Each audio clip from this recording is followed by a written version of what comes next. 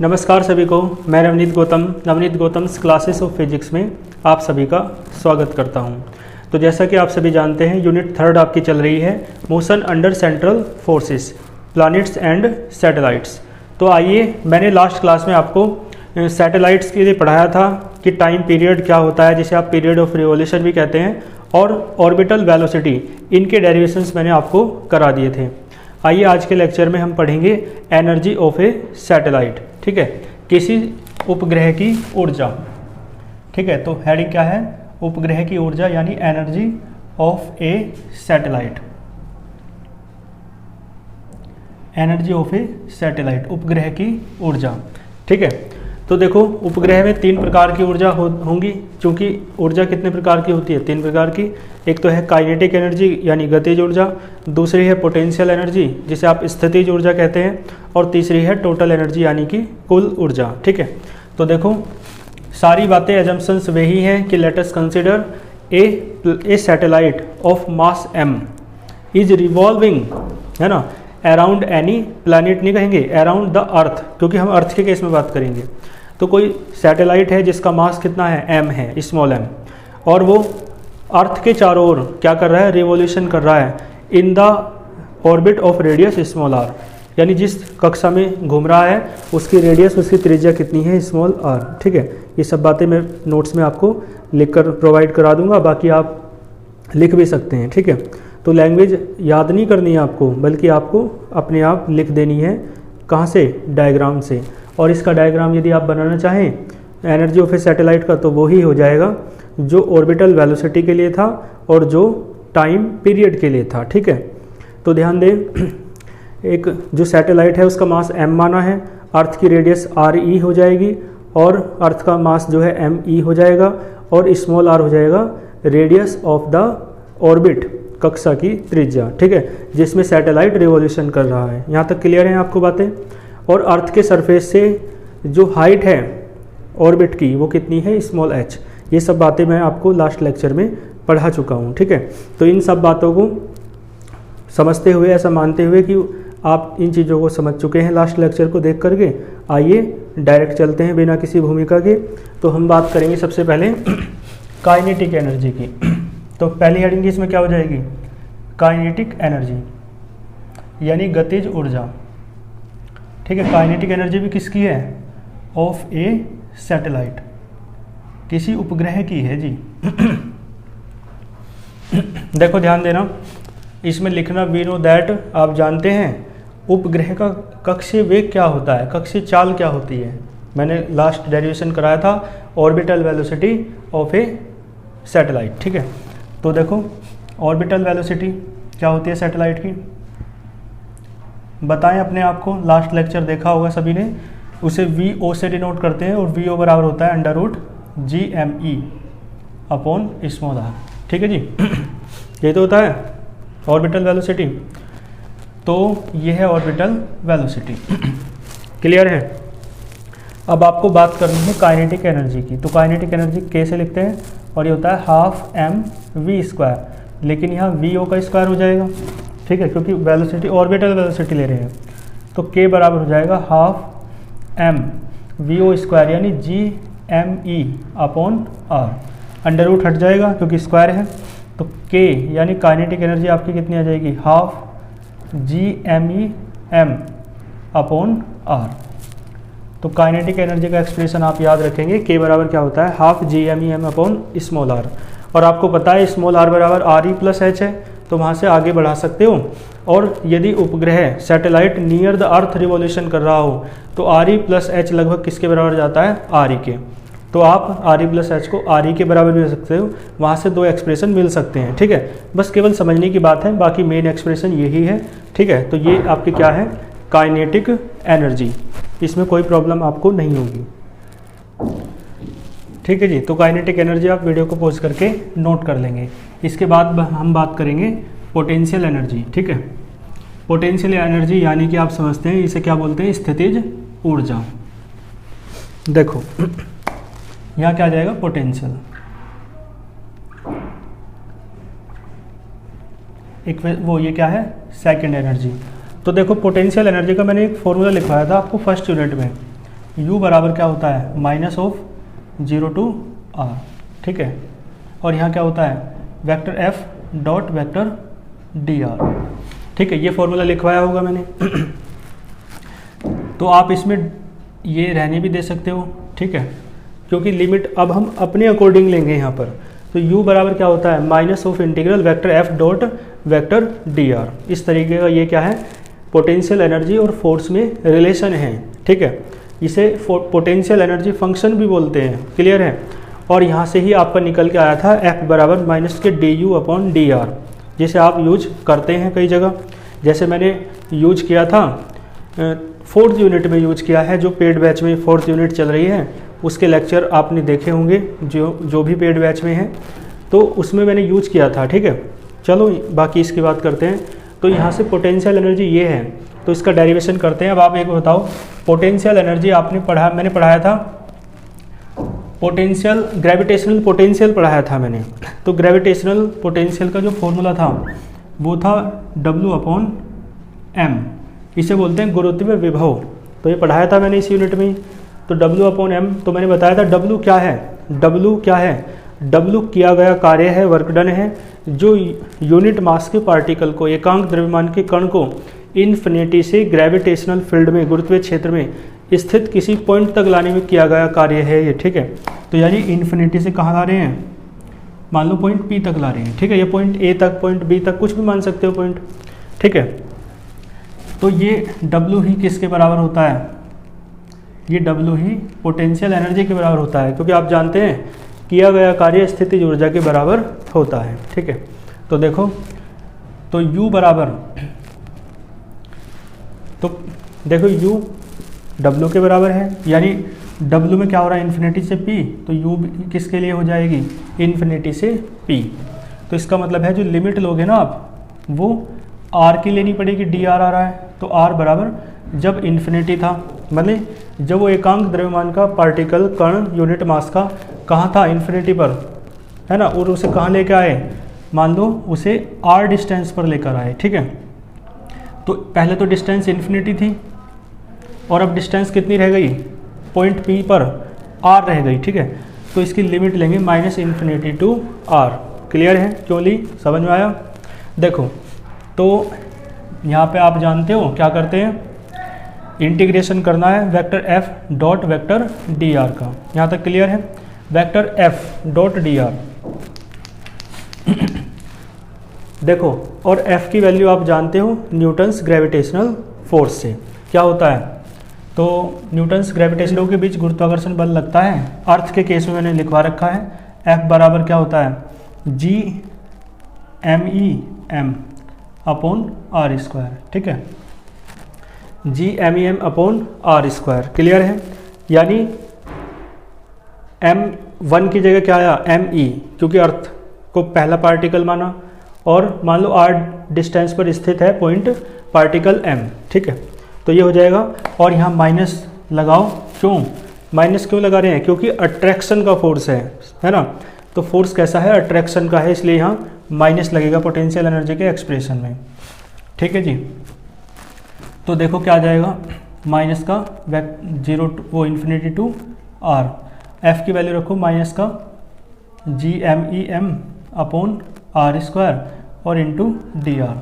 देखो minus minus plus हो जाएगा बाहर आके, और कांस्टेंट बाहर निकाल लो G M E M M, G M E M बस, है ना। इंटीग्रल से कांस्टेंट बाहर आ जाते हैं, ये बचेगा इन्फिनिटी टू R, R की पावर ऊपर ले जाओ डी आर। तो U बराबर जी एम ई एम, इसका इंटीग्रेशन करोगे तो माइनस के 1 अपॉन R आएगा, है ना। इतना इंटीग्रेशन आप जानते होंगे, लिमिट इन्फिनिटी टू R। तो देखो U बराबर माइनस बाहर निकाल लो जी एम ई एम, और ये 1 अपॉन R बचेगा और माइनस 1 अपॉन इन्फिनिटी, लिमिट रख दो। तो U बराबर आपका आ जाएगा माइनस का G M E M upon small r, ठीक है जी। ये है आपकी ग्रेविटेशनल पोटेंशियल एनर्जी, ठीक है। किसकी, ग्रेविटेशनल पोटेंशियल एनर्जी का एक्सप्रेशन तो मैंने करा दिया था जब V का कराया था, तो बिल्कुल एक्सप्रेशन वो भी यही आया था, ठीक है। लेकिन यहाँ पर ये एनर्जी किसकी है, potential energy of a satellite की, ठीक है। ग्रेविटेशनल पोटेंशियल एनर्जी अर्थ के केस में रहती है, लेकिन ये किसकी है, सैटेलाइट की, ठीक है। तो इसे आप नोट कीजिए, ये पोटेंशियल एनर्जी का एक्सप्रेशन हुआ। इसके बाद चलते हैं टोटल एनर्जी पर, ठीक है। तो वीडियो को पॉज करके आप नोट कर लेंगे। थर्ड हेडिंग लिखेंगे हम टोटल एनर्जी। तो देखो कुल ऊर्जा की बात करनी है, टोटल एनर्जी की हमें बात करनी है। तो यहाँ पोटेंशियल के प्लेस पर क्या आ जाएगा, टोटल। तो यहाँ आ जाएगा टोटल एनर्जी। देखो के का एक्सप्रेशन मैंने अभी आपको बताया, कितना आया, half G M E M upon R. और यू का एक्सप्रेशन कितना आया, माइनस का G M E M upon R, ठीक है जी। के का और यू का आ गया।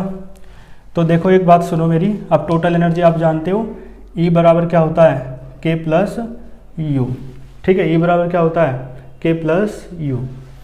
तो देखो के की वैल्यू रखो half G M E M upon R, ठीक है जी, प्लस यू की वैल्यू रखो, जो माइनस है तो बीच में माइनस आ जाएगा, तो क्या हो जाएगा, G M E M upon are.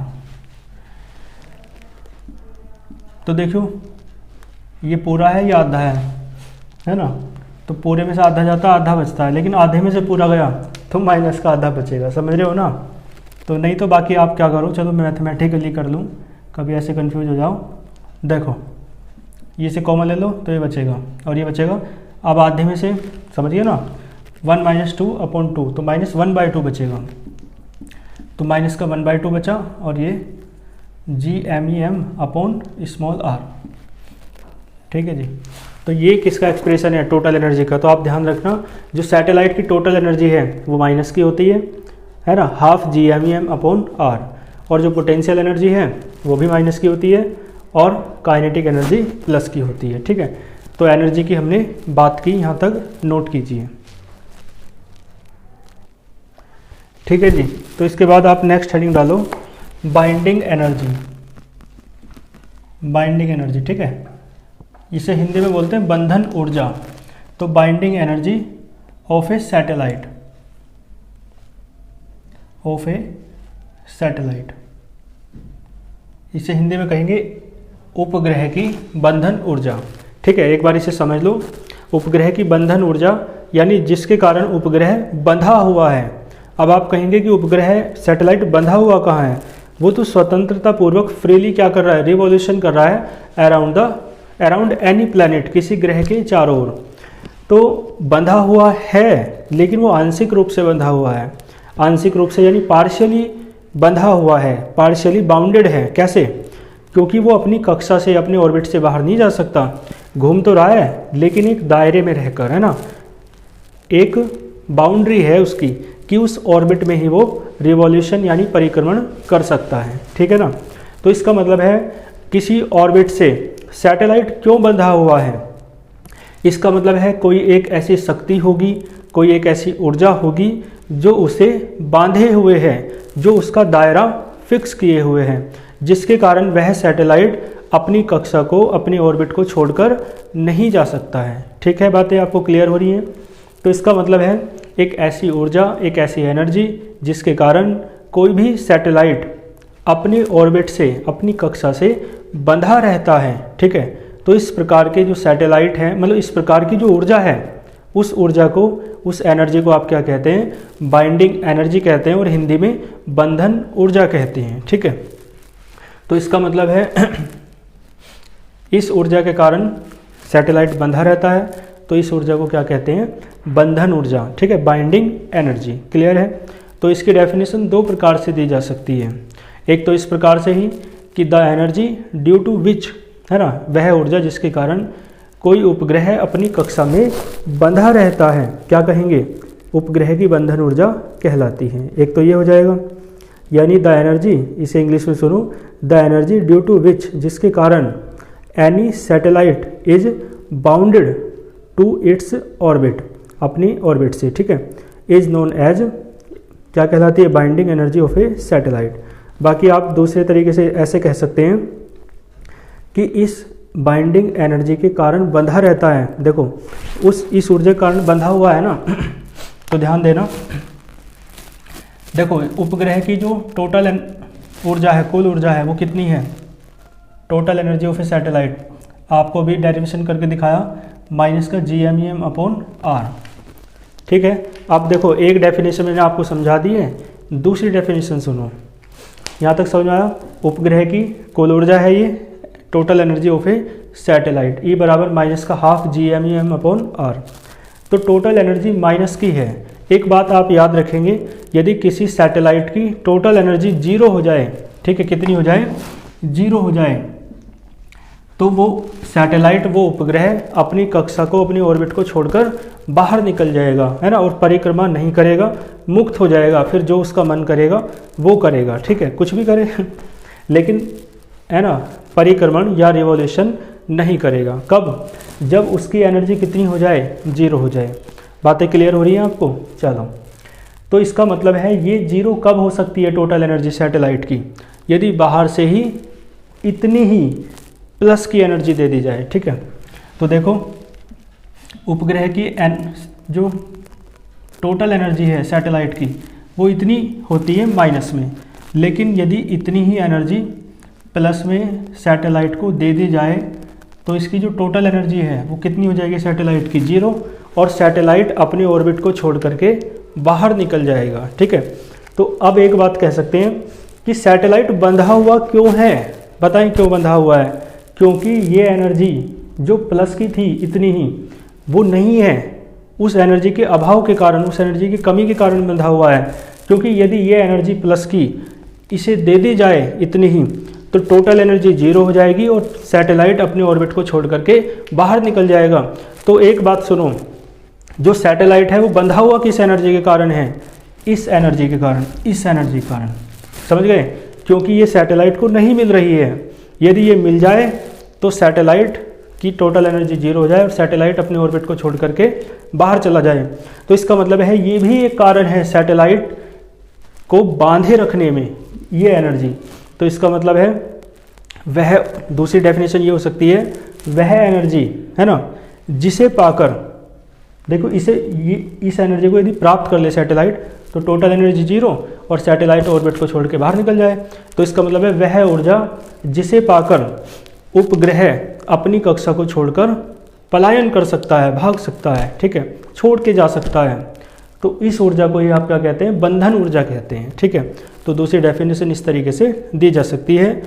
Clear है? क्योंकि ये भी एक कारण है, ये भी एक कारण है उपग्रह को बांधे रखने में। यदि ये एनर्जी मिल जाए तो सैटेलाइट पलायन कर सकता है, और यदि ये नहीं मिलती है तो सैटेलाइट अपनी ऑर्बिट में बना रहता है। तो इसका मतलब है वह ऊर्जा जिसे पाकर सैटेलाइट अपनी कक्षा को छोड़कर पलायन कर सकता है। ठीक है, तो इसे आप क्या कहते हैं? उपग्रह की बंधन ऊर्जा कहते हैं। तो देखो मैं लिख देता हूं, द एनर्जी, ठीक है, ड्यू टू विच, या वह ऊर्जा, मैंने कहा जिसे पाकर, तो the energy to obtain which, obtain माने प्राप्त करके, टू ऑब्टेन विच, जिसे पाकर, या बाई ऑब्टेनिंग भी लिख सकते हो। टू ऑब्टेन की जगह क्या लिख सकते हो? By obtaining. ठीक है, ग्रामर का एक रूल याद रख लेना, यदि टू आता है तो वर्ब की फर्स्ट फॉर्म आती है, और बाई आता है तो वर्ब की फर्स्ट फॉर्म में ing आता है। ठीक है, तो देखो द एनर्जी बाई ऑब्टेनिंग विच या टू ऑब्टेन विच क्या हो जाता है? एनी सैटेलाइट, जिस, यानी वह ऊर्जा जिसे पाकर कोई उपग्रह, एनी सैटेलाइट क्या कर जाता है? पलायन कर जाता है, यानी है ना, एनी सैटेलाइट मूव्स अवे, छोड़कर चला जाता है। एनी सैटेलाइट मूव्स अवे, किसे, कहाँ से चला जाता है? फ्रॉम, ठीक है, इट्स ऑर्बिट, अपनी कक्षा से चला जाता है। ठीक है, any satellite moves away from its orbit. Clear है? यहाँ तक आपको कोई भी दिक्कत नहीं होगी, अपनी कक्षा को छोड़कर चला जाता है। तो इस ऊर्जा को ही आप क्या कहते हैं? उपग्रह की बंधन ऊर्जा कहते हैं, binding energy of a satellite. तो the energy to obtain which any satellite moves away from its orbit, comma आगे लिख देना, is known as binding energy of a satellite. ठीक है, तो दो तरीक़ों से मैंने इसकी डेफिनेशन आपको दी। दूसरे वाला मेथड है ना ज़्यादा ठीक रहेगा, देखो कैसे प्रॉपर है। तो बाइंडिंग एनर्जी को आप बी ई से लिखते हैं, ई का मतलब एनर्जी और बी का मतलब बाइंडिंग, तो लिख देना नेक्स्ट लाइन से, it is denoted by B E. और जो बी ई का फॉर्मूला है मैंने आपको बताया कि वह ऊर्जा जिसे पाकर कोई उपग्रह है ना अपनी कक्षा को छोड़कर चला जाएगा, पलायन कर जाएगा। ठीक है, इंग्लिश में भी लिखा है, तो इसका मतलब वह ऊर्जा, इसे ही तो क्या कहते हैं भाई, इसे पाके ही तो टोटल एनर्जी जीरो होगी और फिर उपग्रह चला जाएगा। तो इसका मतलब ये एनर्जी जो प्लस की है इसे ही बाइंडिंग एनर्जी कहते हैं। तो यानी बाइंडिंग एनर्जी जो है ना वो यही हो जाएगी half GeM upon small r, लेकिन ये कैसी है, प्लस की। तो बाइंडिंग एनर्जी का यही एक्सप्रेशन हो जाएगा, यही सूत्र हो जाएगा। ठीक है, यहाँ तक करिए। ठीक है जी, तो चलते हैं फिर आगे। बाइंडिंग एनर्जी आपको अच्छे से समझ में आ गई होगी। ठीक है ना, मैंने इसकी दो डेफिनेशन आपको बताई है। पहले क्या थी, वह ऊर्जा जिसके कारण कोई सैटेलाइट अपनी ऑर्बिट से बंधा रहता है। तो देखो फॉर्मूला तब भी यही आएगा क्योंकि इस एनर्जी के कारण ही तो बंधा हुआ है ये सैटेलाइट। क्यों? क्योंकि ये एनर्जी यदि मिल जाए इसे तो ये बंध नहीं पाएगा, इसका मतलब इसी के कारण बंधा हुआ है। ठीक है, तो ये बाइंडिंग एनर्जी हो जाएगी। और फिर हमने कहा वह एनर्जी जिसे पाकर है ना कोई सैटेलाइट मूव अवे हो जाएगा, है ना, पलायन कर जाएगा, तो वो भी यही वाली एनर्जी है। तो बाइंडिंग एनर्जी चाहे आप किसी भी डेफिनेशन के अनुसार सोचें, केवल कितनी हो जाएगी, हाफ GeM अपॉन r। ठीक है, चलते हैं नेक्स्ट पर। तो इसे आप अच्छे से समझ गए होंगे। बाकी मैं PDF नोट्स आपको है ना प्रेषित कर दूंगा व्हाट्सएप पर, या टेलीग्राम चैनल है तो आप वहाँ से भी PDF नोट्स ले सकते हैं। टेलीग्राम चैनल का जो लिंक है वो आपको दिया हुआ है वीडियो के डिस्क्रिप्शन बॉक्स में। ठीक है, आओ नेक्स्ट हेडिंग डालो, एस्केप एनर्जी। एस्केप एनर्जी इसे हिंदी में कहते हैं, आपको याद आ जाएगा, पढ़ा होगा आपने 11th में। इसे हिंदी में कहते हैं पलायन ऊर्जा। पलायन करना अर्थात चले जाना, कहीं दूर चले जाना, उसे पलायन करना कहते हैं। ठीक है, जैसे कहते हैं ना कि लोग गांवों से शहरों की ओर पलायन कर रहे हैं। ठीक है, तो निबंध वगैरह में आप पढ़ते होंगे, तो लोग ग्राम से शहर की ओर, नगरों की ओर पलायन कर रहे हैं। तो पलायन करने का अर्थ क्या होता है, छोड़कर चले जाना। ठीक है, तो देखो एस्केप एनर्जी क्या हो जाएगी, पलायन ऊर्जा। तो इसका मतलब है वह ऊर्जा, भाई जिस ऊर्जा को पाकर, वही वाली बात कहेंगे जैसे बिल्कुल बाइंडिंग एनर्जी में कहा, तो वह ऊर्जा जिसे पाकर कोई पिंड, कोई वस्तु किसी ग्रह के तल को, है ना, किसी ग्रह के तल को छोड़कर कहाँ चला जाता है, दूर चला जाता है। ठीक है, तो वह ऊर्जा क्या कहलाती है, पलायन ऊर्जा कहलाती है। जैसे आप देख सकते हैं ये मार्कर है, कोई एक वस्तु है ना, और आप इसे ऊपर की ओर फेंकेंगे तो ये फिर वापस नीचे आ रहा है। तो यही तो प्रेम होता है। देखो हम दूर भगा रहे हैं लेकिन फिर भी पास आ रहा है। ठीक है ना, तो यही हर वस्तु का अपनी पृथ्वी के प्रति, धरती के प्रति, माँ के प्रति, है ना, धरती तो माँ है, तो उसके प्रति ये प्रेम है सबका। तो हर वस्तु कितनी ही ऊंचाई पर फेंकी जाए वापस लौट के आ जाती है। तो इसका मतलब है पलायन तो हुआ नहीं, वापस आ गई ना, तो पलायन नहीं हुआ। तो इसका मतलब है किसी वस्तु को इतनी ऊर्जा से फेंको कि उस वस्तु का क्या हो जाए, पलायन हो जाए। ठीक है, तो इसका मतलब है किसी वस्तु को, अब देखो हम तो पृथ्वी पर हैं, अर्थ पर हैं, तो हम तो पृथ्वी तल से पलायन कराना चाह रहे हैं इसे, पृथ्वी तल से, अर्थ के सरफेस से इसे चाह रहे हैं कि ये कहीं चली जाए, मतलब वस्तु जो है। ठीक है, केवल वस्तु, कोई व्यक्ति नहीं। व्यक्ति का जो विछोह होता है वो बड़ा दुखदायी होता है ना, केवल वस्तु को दूर कर सकते हैं हम। ठीक है, देखो हालांकि कई बार वस्तुओं से भी है ना अपार स्नेही हो जाता है, जैसे हमारा मोबाइल फ़ोन वगैरह है ना, तो वो कभी खो जाता है तो बड़ा दुख होता है। तो इसलिए सबका अपना अपना महत्व होता है। चलो देखो ध्यान दो, पलायन ऊर्जा की मैं बात कर रहा हूँ, तो इसका मतलब है यदि किसी वस्तु को पलायन कराना है तो उसे इतनी ऊर्जा देनी पड़ेगी, इतनी एनर्जी देनी पड़ेगी कि वो अर्थ के या किसी प्लैनेट के ग्रेविटेशनल फील्ड को, गुरुत्वीय क्षेत्र को छोड़ करके बाहर निकल जाए तो उस ऊर्जा को आप क्या कहेंगे, पलायन ऊर्जा कहते हैं। ठीक है, और उस एनर्जी को आप क्या कहते हैं, एस्केप एनर्जी। ठीक है, तो इसका मतलब है वह ऊर्जा, किसी वस्तु को दी गई वह ऊर्जा जिसे पाकर वस्तु ग्रह के तल से पलायन कर जाती है, पलायन ऊर्जा कहलाती है। ठीक है, तो मैं लिख देता हूँ, इसका मतलब है द एनर्जी टू ऑब्टेन विच या बाय ऑब्टेनिंग विच। ठीक है, बिल्कुल ऐसे ही लिखना है जैसे बाइंडिंग एनर्जी का लिखा है। तो द एनर्जी टू ऑब्टेन विच यानी वह ऊर्जा जिसे पाकर, मैंने कहा एनी बॉडी, कोई वस्तु, कोई पिंड है ना, एनी बॉडी मूव्स अवे। ठीक है, मूव्स अवे, दूर चला जाता है, पलायन कर जाता है। ठीक है, कहाँ से, मूव्स अवे फ्रॉम। देखो यहाँ तो अर्थ की बात हो जाएगी, तो अर्थ की बात करेंगे तो पर्टिकुलरली बात हो जाएगी, स्पेशली, लेकिन हम बात करते हैं जनरली, जो सब पे फिट बैठे।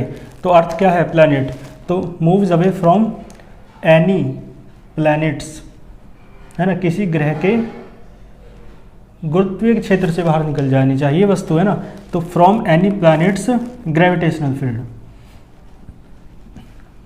क्लियर है, किसी ग्रह के गुरुत्वीय क्षेत्र से बाहर निकल जानी चाहिए वस्तु, तो moves away from gravitational field of any planet भी लिख सकते हो, या ऐसे लिख लो, moves away from any planet's gravitational field.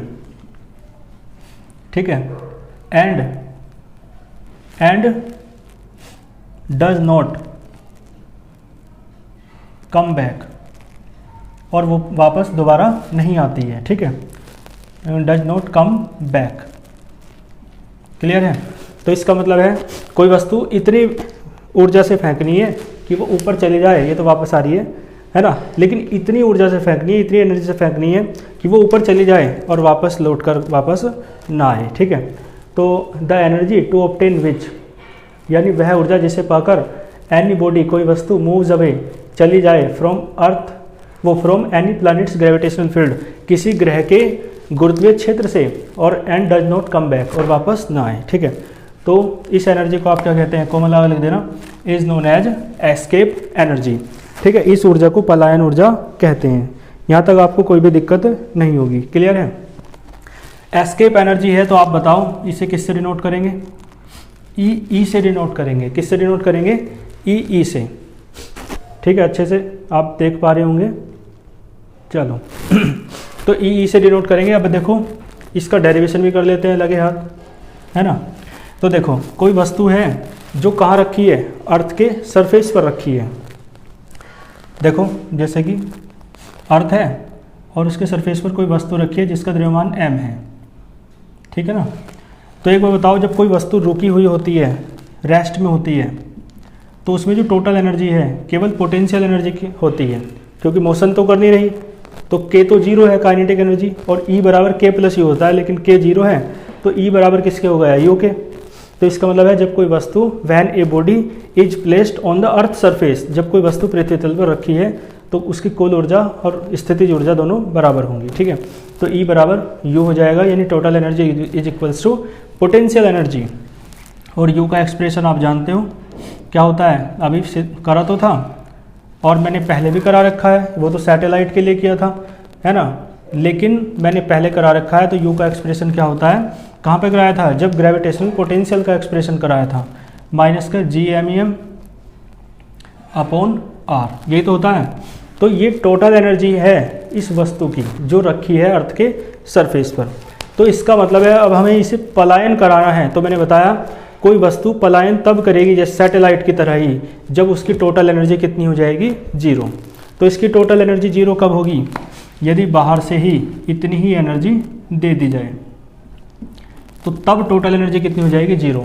इसका मतलब है मैंने कहा द एनर्जी टू ऑब्टेन विच, वह ऊर्जा जिसे पाकर, तो इसका मतलब है इस वस्तु को ये एनर्जी पानी पड़ेगी, है ना, हर हाल में प्राप्त करना पड़ेगा।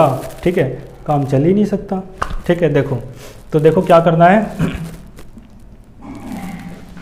इस ऊर्जा को पाना है ना, और इस ऊर्जा को पाना है तभी तो पलायन कर पाएंगे। तो हमें पलायन कराना है, तो इसलिए इस एनर्जी को पाना है, क्योंकि टोटल एनर्जी जीरो तभी होगी जब ये एनर्जी इस बॉडी के पास आएगी। तो इसका मतलब है, मैंने कहा उस ऊर्जा को ही जिसे पाकर कोई वस्तु पलायन कर जाती है, तो इसे पाना पड़ेगा। तो इसका मतलब है इस ऊर्जा को जिसे आप प्राप्त करते हैं, तो इस ऊर्जा को ही क्या कहते हैं, द एनर्जी टू ऑब्टेन विच, जिसे पाकर कोई वस्तु पलायन कर जाती है, तो इस ऊर्जा को ही आप पलायन ऊर्जा या एस्केप एनर्जी कहते हैं। तो एस्केप एनर्जी ई जो हो जाएगी ये वाली हो जाएगी, और ये है प्लस का GMEM/R, ठीक है जी। तो ये एस्केप एनर्जी आ गई, इसे आप कहते हैं पलायन ऊर्जा या एस्केप एनर्जी, ठीक है। यहाँ तक आपको कोई भी दिक्कत नहीं होगी, नोट कीजिए, ठीक है जी, कर लोगे। तो आज के लेक्चर में इतना ही रखते हैं, बाकी है ना, आप नोट्स आपको टेलीग्राम चैनल पे मिलते रहेंगे, आप ज्वाइन कर सकते हैं। और साथ में मैंने बताया था आपको पेड बैच हमारा स्टार्ट है, दिसंबर से ही स्टार्ट कर दिया था, उसमें 4th यूनिट चल रही है जिसका नाम है वेव मोशन। और साथ में मैथमेटिकल फिजिक्स के बाद के चैप्टर, वेक्टर डिफरेंशिएशन से बाद के चैप्टर्स उस पेड कोर्स में कराए जा रहे हैं, ठीक है। यदि आप ज्वाइन होना चाहते हैं तो आप वीडियो के डिस्क्रिप्शन बॉक्स में जाकर व्हाट्सएप पर संपर्क कर सकते हैं, और वहाँ पर पेमेंट आपका 100 रुपीज़ है, तो वहाँ से आप ज्वाइन हो सकते हैं, ठीक है। तो और बाकी जो भी कोई आपका क्वेरी हो तो आप कमेंट बॉक्स में बता सकते हैं। अच्छे से पढ़ते रहिए और साथ साथ चीज़ों को लर्न करते चलें, लिख लिख कर देखा करो तो अभ्यास होगा, और जितनी बार लिख लिख के देख लोगे डेरिवेशंस को, डेफिनेशंस को, चीज़ें उतनी ही आसान होती चली जाएंगी, ठीक है। मिलते हैं नेक्स्ट लेक्चर में, अच्छे से पढ़ते रहिए और प्रसन्न रहिए। All the very best.